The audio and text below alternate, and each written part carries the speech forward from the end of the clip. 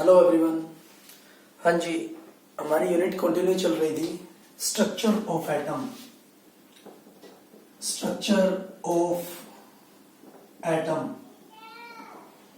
देखिए last time हमने इसमें किया था कि शेप्स किस तरह की होती हैं। हमारे पास ऑर्बिटल्स थी, एस ऑर्बिटल, पी ऑर्बिटल और डी ऑर्बिटल। ठीक है, हाँ जी, एस ऑर्बिटल की हमने कर ली थी कि स्पेरिकल शेप होती है, पी ऑर्बिटल की हमने कर ली थी डम्बल जो शेप होती है। ठीक है, और जो डी ऑर्बिटल की होती है हमारे पास वो क्लोवर लीफ या फिर डगनट शेप हमारे पास होती है।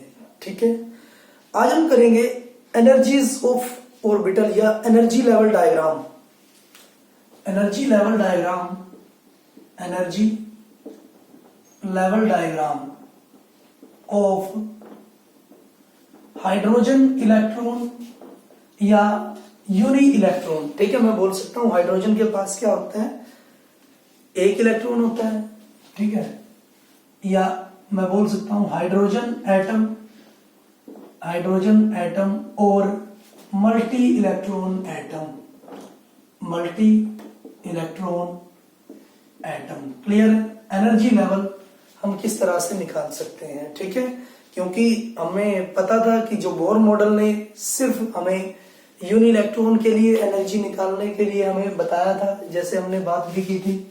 ठीक है, E N according to Bohr model E N is equal to -21.9 by N square Z square electron volt में हमने एनर्जी निकाल ली थी। ये सिर्फ हमने एनर्जी लेवल निकाला था हाइड्रोजन एटम के लिए या फिर हाइड्रोजन लाइक एटम के लिए। क्लियर है? जिसके पास केवल एक ही इलेक्ट्रॉन प्रेजेंट होता है। लेकिन अगर हमारे पास मल्टी इलेक्ट्रॉन प्रेजेंट होते हैं, ठीक है, तो हम क्या कर सकते हैं। ठीक है, हाँ जी, देखिए सबसे पहले हम बात करते हैं कि जो हाइड्रोजन एटम है, ठीक है, हाइड्रोजन एटम है, उसमें जितनी भी शेल्स हैं और उनकी जितनी भी सब शेल है, उनकी एनर्जी क्या रहेगी, सेम रहेगी। मींस जितनी भी जो मेन शेल है उनके अंदर सब शेल जो प्रेजेंट होती है उनकी एनर्जी क्या रहेगी, सेम रहेगी। जैसे मैं एक डायग्राम से आपको बता भी सकता हूं, जैसे फॉर हाइड्रोजन एटम,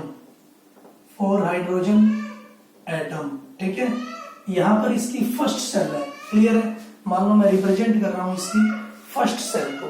ठीक है, और ये फर्स्ट सेल है हमारे पास 1s ऑर्बिटल इसके पास होती है। क्लियर है? ये है इसकी सेकंड शेल। ठीक है, सेकंड शेल में क्या होगी, एक तो 2s होंगी और 2p शेल होंगी। क्लियर है? 2s होगी और 2p शेल होगी। 2p means n is equal to 1 है, n इज इक्वल टू 2 है। ये क्या है, नंबर ऑफ शेल। क्लियर है? ये इसकी सब शेल है। नंबर ऑफ मेन शेल है, ये इनकी क्या है, सब शेल है, 2s और 2p। तो हम देख रहे हैं कि एनर्जी 2s की और 2p की क्या है, सेम है। इसी तरह से हम थर्ड शेल की बात करते हैं। थर्ड शेल में 3s होगी, 3p होगी और 3d होगी। क्लियर है? 5 ऑर्बिटल इसमें प्रेजेंट होती है। ठीक है, तो हम देख रहे हैं कि हर सब शेल है उसकी एनर्जी क्या है, सेम है। तो हम बोल सकते हैं कि हाइड्रोजन एटम है उसकी एनर्जी क्या रहेगी, सेम होगी। ठीक है, लेकिन अगर हम बात करते हैं मल्टी इलेक्ट्रॉन एटम की, ठीक है, जिसमें एक से ज्यादा एटम प्रेजेंट होते हैं, ठीक है, तो उसकी एनर्जी लेवल के बारे में हम बात करते हैं। तो उसकी एनर्जी लेवल जो हर एक शेल है उसकी जो भी सब शेल्स हैं उनकी एनर्जी क्या होंगी, डिफरेंट होंगी। ठीक है, जैसे मैं फर्स्ट सेल की बात करता हूं, ठीक है, ये 1s सेल है। ठीक है, 1s सेल है अगर मैं फर्स्ट सेल की बात करता हूं। ठीक है, अगर मैं सेकंड शेल की बात करता हूं, ये है हमारे पास सेकंड शेल जो कि क्या है, 2s और 2p। क्लियर है? इनके एनर्जी का जो डिफरेंस होगा वो क्या होगा, अलग अलग होगा। ठीक है, इनके एनर्जी डिफरेंस क्या होगा, डिफरेंट होगा। जो कि मेन शेल की जो कि सब शेल्स होती है उनकी एनर्जी डिफरेंस क्या होगा, अलग अलग होगा। जैसे हम थर्ड शेल की बात करते हैं तो हमारे पास होगी 3s 3p, 3s 3p। Clear है? हाँ जी, फोर्थ शेल की बात करते हैं हम। फोर्थ शेल की अगर हम बात करते हैं तो ये आपके पास आ गया 4s, ठीक है, 4p, 4p and 3d and 3d subshell. Clear है? 3d subshell. ठीक है। हाँ जी, अब हम देख पा रहे हैं कि जैसे हम n इक्वल टू 1 की बात करते हैं, फर्स्ट सबशेल की बात करते हैं, या n इक्वल टू 2 की बात करते हैं। ठीक है। इसमें दो सबशेल है हमारे पास, n इक्वल टू 2 शेल में दो सबशेल है, 2s और 2p। बट जो उनका एनर्जी लेवल है वो क्या है?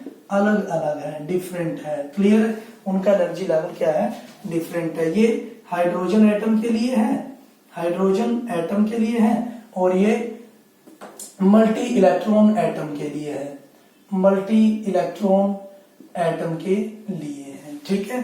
क्लियर है? हाँ जी, तो हम बोल सकते हैं कि ऐसा क्यों है।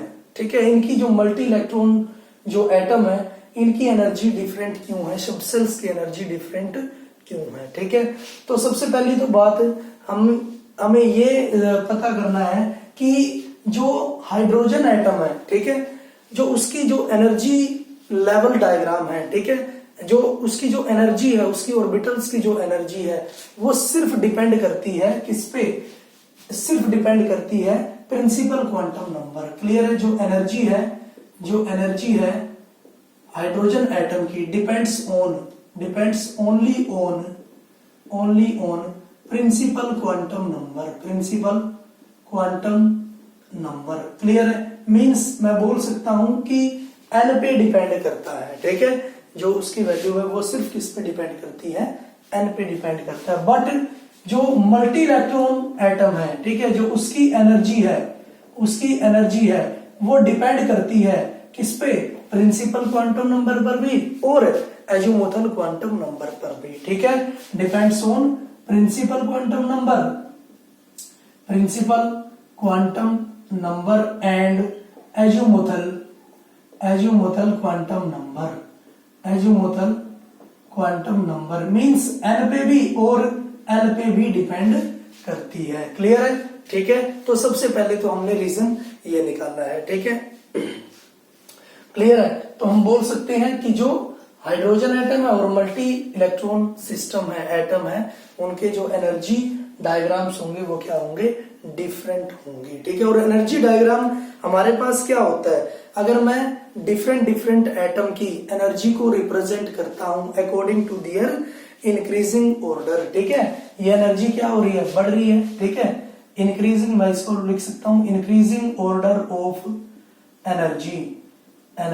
क्लियर है? ठीक है। एनर्जी हमारे पास क्या हो रही है? बढ़ रही है। ठीक है। हर एक शेल की। क्लियर है? तो हम क्या इससे एनर्जी लेवल जो डायग्राम है हमारे पास, इनसे क्या क्या कंक्लूड हम निकाल रहे हैं? ठीक है। हमें पता है, नंबर फर्स्ट हम बोल सकते हैं कि जो सबशेल है किसी भी पार्टिकुलर शेल की, जो सबशेल्स है किसी भी पार्टिकुलर शेल की, वो क्या है? डिफरेंट होगी एनर्जी की। ठीक है। उनकी एनर्जी क्या होगी? डिफरेंट होगी। जैसे 2s की एनर्जी डिफरेंट है किससे?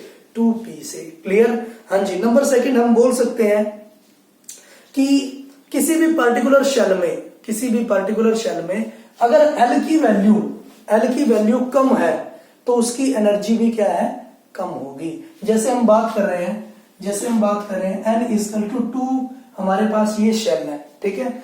n इक्वल टू 2 हमारे पास ये शेल है। ठीक है। हाँ जी। यहां पर दो सबशेल बन रही है, 2s और 2p। यहां पर L की वैल्यू क्या है? 0। यहां पर L की वैल्यू क्या है? 1। ठीक है। तो हम क्या बोल सकते हैं? जहां पर L की वैल्यू कम है उसकी एनर्जी क्या होगी? कम होगी। और जहां पर L की वैल्यू ज्यादा है उसकी एनर्जी ज्यादा होगी। कहां पर? इन ए पार्टिकुलर शेल। ठीक है। किसी भी पार्टिकुलर सबशेल में। नेक्स्ट हम बात करते हैं कि for the same value of n, difference between energy of s and p। हम देख सकते हैं कि किसी भी शेल की अगर हम बात करते हैं जिसकी मान लो n की वैल्यू 3 है। ठीक है। यहां पर हम देखते हैं जो एनर्जी डिफरेंस है s और p ऑर्बिटल का, वो कम होता है as compare to energy difference p and d orbital. Clear है? मीन्स हम क्या बोल रहे हैं? किसी भी पार्टिकुलर शेल के लिए जो एनर्जी डिफरेंस है वो sp का कम होता है किससे? pd से। ठीक है। sp का एनर्जी 3s और 3p का एनर्जी डिफरेंस कम है as compare to 3p and 3d। Clear है? ठीक है, हाँ जी। नेक्स्ट हम बोल सकते हैं कि जैसे जैसे n की वैल्यू इंक्रीज होती है, the subshell of lower shell में have higher energy than that of higher shell. ठीक है, जो सबशेल है लोअर शेल की, उसकी एनर्जी क्या होगी, हो सकती है ज्यादा हो सकती है हायर शेल से। जैसे मैं बात कर सकता हूं, यहां पर n की वैल्यू क्या है, 3 है, यहां पर n की वैल्यू क्या है, 4 है। तो मुझे पता है अगर मैं बोर मॉडल के अकॉर्डिंग चलता, ये n इक्वल टू 3 बनता मेरे, नहीं, n इक्वल टू 1 है, n इक्वल टू 2 है, n इक्वल टू 3 है और n इक्वल टू 4 है। मुझे पता लग रहा है चाहे 3 में कितनी भी सब शेल है, ठीक है, उनकी एनर्जी कम होती है किससे, फोर्थ वाली शेल से। बट यहां पर हमें 4s की एनर्जी कम लग रही है, कम है हमारे पास as compare to 3d। Clear है? ठीक है, तो मैं बोल सकता हूं कि जरूरी नहीं है कि n की वैल्यू कम रहेगी तो उसकी एनर्जी भी कम रहेगी। ठीक है, बल्कि क्या हो सकता है, n की वैल्यू कम है, ठीक है, 3 है, और उसकी सबशेल की जो एनर्जी है वो ज्यादा हो सकती है अगर n की वैल्यू क्या है, ज्यादा भी है। तो जैसे 3d की जो एनर्जी लेवल है वो ज्यादा है किससे, 4s से। क्लियर है? ठीक है, हाँ जी। तो हम बात करते हैं कि ऐसा होता क्यों है, ऐसा होता क्यों है। हाइड्रोजन की जो एनर्जी है हर एक सबशेल की वो तो है सेम, बट जो मल्टी इलेक्ट्रॉन एटम है उनकी एनर्जी क्या है, डिफरेंट क्यों है। ठीक है, तो सबसे पहले हम बात कर सकते हैं, जो हाइड्रोजन है उसमें केवल एक इलेक्ट्रॉन प्रेजेंट होता है, एक इलेक्ट्रॉन प्रेजेंट होता है। तो हम बोल सकते हैं उसके पास जो नेट फोर्स ऑफ अट्रैक्शन होगी, ठीक है, हाइड्रोजन में क्या होगी, net force of attraction, force of attraction हो, किसी भी एटम में केवल फोर्स ऑफ अट्रैक्शन होगी जिसके पास एक इलेक्ट्रॉन है। कौन सी, जो इलेक्ट्रॉन है वो, जो नेगेटिवली चार्ज जो इलेक्ट्रॉन है वो अट्रैक्ट होगा किसके थ्रू, किसके थ्रू, पॉजिटिवली चार्ज्ड न्यूक्लियस के। ठीक है, तो नेट फोर्स ऑफ इंट्रैक्शन हम बोल सकते हैं। इंट्रैक्शन हमारे पास क्या होगी, attraction of negatively charged electron towards the positively charged nucleus. Clear है? तो एक इलेक्ट्रॉन की अगर हम बात करते हैं तो क्या होगा, सिर्फ उनके बीच, एटम के बीच इंटरेक्शन क्या होगी कि नेगेटिवली इलेक्ट्रॉन पॉजिटिवली न्यूक्लियस के साथ क्या होगा, अट्रैक्ट होगा। ठीक है, तो इसका मतलब क्या है, अट्रैक्शन तो स्टेबिलिटी आ चुकी होती है। ठीक है, but in case of multi electron atom, ठीक है, मल्टी इलेक्ट्रॉन एटम में क्या होगा, हमारे पास दो तरह की फोर्स लगती हैं। ठीक है, मल्टी इलेक्ट्रॉन में, क्योंकि एक से ज्यादा इलेक्ट्रॉन है तो एक फोर्स तो क्या होगी, एक फोर्स तो हमारे पास क्या होगी मल्टी इलेक्ट्रॉन एटम के अंदर, हाँ जी, मल्टी इलेक्ट्रॉन एटम के अंदर हम बोल सकते हैं एक तो क्या होगी नेगेटिवली चार्ज्ड, जो नेगेटिवली चार्ज्ड इलेक्ट्रॉन है, हाँ जी, अट्रैक्ट होंगे, अट्रैक्शन फोर्स होंगी, attract towards positively charged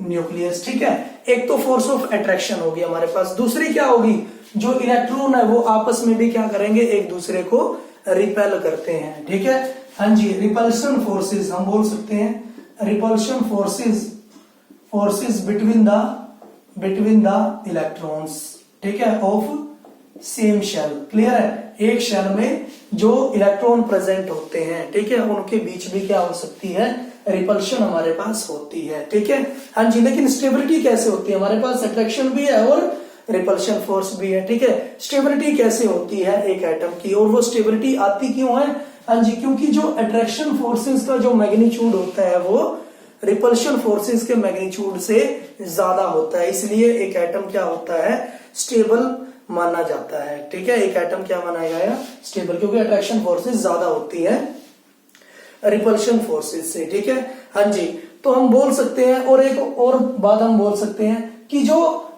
outer shell के जो इलेक्ट्रॉन है, ठीक है, जो आउटर शेल के इलेक्ट्रॉन है वो इनर शेल के इलेक्ट्रॉन से ज्यादा रिपल्शन जनरेट करवाते हैं। ठीक है, आउटर शेल के इलेक्ट्रॉन इनर शेल के इलेक्ट्रॉन से ज्यादा इलेक्ट्रॉन, सबसे ज्यादा इलेक्ट्रॉन क्या करवाते हैं, रिपल्शन क्रिएट करवाते हैं। ठीक है, तो हम बोल सकते हैं जो न्यूक्लियर चार्ज होता है, ठीक है, मैं वर्ड एक यूज कर रहा हूं, न्यूक्लियर चार्ज होता है हमारे पास, जेड से हम उसको डिनोट करते हैं।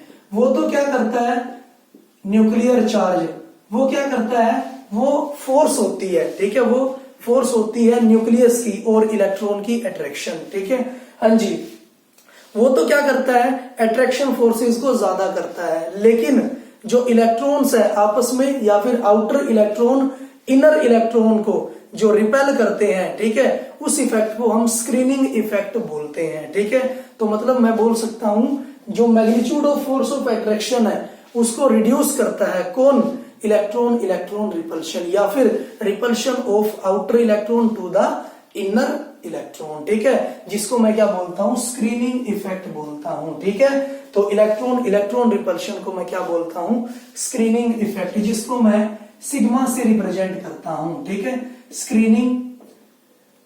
स्क्रीनिंग इफेक्ट, ठीक है, या फिर और शील्डिंग इफेक्ट भी मैं इसको बोल सकता हूं, शील्डिंग इफेक्ट। ठीक है, हाँ जी, तो न्यूक्लियर चार्ज के मैग्नीट्यूड को जो शील्डिंग इफेक्ट है वो क्या कर देता है, रिड्यूस कर देता है। ठीक है, और जो ओवरऑल रिजल्ट आता है उसको मैं रिप्रेजेंट करता हूं किससे, जेड इफेक्टिव से। मैं लिख सकता हूं Z effective equal to Z minus sigma. ठीक है, जेड इफेक्टिव होता है हमारे पास इफेक्टिव न्यूक्लियर चार्ज। क्लियर है, इफेक्टिव न्यूक्लियर चार्ज क्या बताता है, ओवरऑल इंट्रैक्शन बताता है, ओवरऑल अट्रैक्शन बताता है एटम की, और एटम में जो इलेक्ट्रॉन है और उनकी न्यूक्लियस के साथ अट्रैक्शन हमें बताता है। क्लियर है, ठीक है, तो इस कारण हमारे पास जो मल्टी इलेक्ट्रॉन्स है उनकी एनर्जी लेवल क्या होगी, अलग अलग होगी, क्योंकि उनके पास अट्रैक्शन फोर्सेस तो होती ही है बट उनके पास रिपल्शन फोर्सेस भी होती है। ठीक है, हाँ जी, तो इन सब से हम कंक्लूड क्या लगा पा रहे हैं, ठीक है, इन सब से हम ऑर्बिटल्स की एनर्जी के बारे में कंक्लूजन हम क्या लगाते हैं। सबसे पहला तो हम क्या बोलते हैं कि जो एस ऑर्बिटल है, ठीक है, जो एस ऑर्बिटल है वो स्पेरिकल होती है हमारे पास शेप में, तो जो अट्रैक्शन है इलेक्ट्रॉन्स की टुवर्ड्स न्यूक्लियस वो क्या होगी, सबसे ज्यादा होगी। जैसे हम बात करते हैं जो एस ऑर्बिटल है उसकी जो इलेक्ट्रॉन्स की अट्रैक्शन है न्यूक्लियस के साथ वो क्या होगी, ज्यादा होगी as compare to repulsion between the electrons. ठीक है, तो एस इलेक्ट्रॉन्स की जो अट्रैक्शन है उसको हम इफेक्टिव मानते हैं। ठीक है, तो उसकी एनर्जी क्या होगी, कम होगी। जो एस सबशेल है उसकी एनर्जी क्या होगी, कम होगी। नंबर सेकंड, अगर हम बात करते हैं जो एस ऑर्बिटल है वो न्यूक्लियस के सबसे ज्यादा क्लोज प्रेजेंट होती है। ठीक है, सबसे ज्यादा क्लोज प्रेजेंट होती है। जैसे मैंने क्वांटम नंबर में भी बात की थी, मान लो सेकंड शेल है, उसके पास तीन हमारे पास शेल प्रेजेंट हो, दो शेल प्रेजेंट होती है, 2s और 2p। क्लियर है, जो s सब शेल है वो न्यूक्लियस के ज्यादा क्लोज क्या होगी, प्रेजेंट होती है। तो अगर न्यूक्लियस के पास ज्यादा प्रेजेंट होगी तो अट्रैक्शन न्यूक्लियस के टुवर्ड्स उसकी क्या होगी, ज्यादा होगी। ठीक है, तो इसीलिए हम बोल सकते हैं कि s जो ऑर्बिटल है उसकी जो एनर्जी है वो क्या होगी, कम होगी एज कंपेयर टू किससे, p ऑर्बिटल। क्लियर है, और मुझे पता है p ऑर्बिटल की जो क्लोजनेस है न्यूक्लियस के साथ वो ज्यादा होती है as compare to d orbital. तो मैं बोल सकता हूं कि जो अट्रैक्शन है p इलेक्ट्रॉन्स की वो क्या होगी, ज्यादा होगी किससे, d इलेक्ट्रॉन से। ठीक है, हाँ जी, हाँ, हालांकि फर्दर हम इसके जो एनर्जी लेवल्स है, ठीक है, उनको हम n+l रूल से भी डिटरमाइन करेंगे, n+l रूल से भी डिटरमाइन करेंगे, जो कि हमारे लिए बहुत ज्यादा इंपॉर्टेंट रहेगा। ठीक है, हाँ जी, तो हम बात करते हैं थर्ड, हम कंक्लूजन क्या निकालते हैं, जो इफेक्टिव न्यूक्लियर चार्ज है हमारे पास, ठीक है, इफेक्टिव न्यूक्लियर चार्ज है हमारे पास, उसमें उससे हमें क्या पता चल रहा है कि डिफरेंट एटम है हमारे पास। ठीक है, डिफरेंट एटम है अगर हमारे पास, तो जो उनके एनर्जी लेवल है, ठीक है, सेम सब शेल की वो क्या होंगे, डिफरेंट होंगे। मैं एक एग्जांपल के साथ आपको समझा रहा हूं।